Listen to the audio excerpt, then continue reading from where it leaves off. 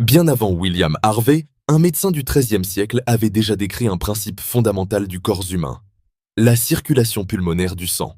Son nom, Ibn Nafis, un savant arabe aujourd'hui reconnu comme un des pionniers de la physiologie moderne.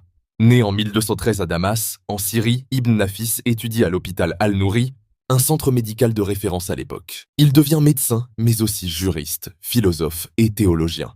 Il s'installe ensuite au Caire, où il exercera comme médecin en chef de l'hôpital Al-Mansouri.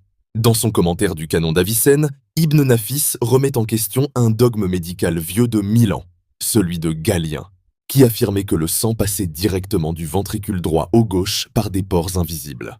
Ibn Nafis explique au contraire que le sang quitte le ventricule droit, passe par les artères pulmonaires jusqu'aux poumons, il s'y mélange à l'air, puis revient au ventricule gauche via les veines pulmonaires.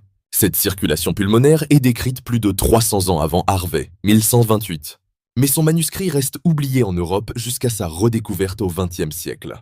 Son œuvre principale, Char Tashrih al-Qanun, est redécouverte en 1934 par un médecin égyptien, Mouri al-Din at-Tatawi à Berlin. Depuis, Ibn Nafis est reconnu comme un précurseur de la médecine moderne. Il a aussi rédigé des traités sur la diététique, l'ophtalmologie et la philosophie médicale. Il meurt en 1288, laissant un héritage longtemps ignoré, mais aujourd'hui salué.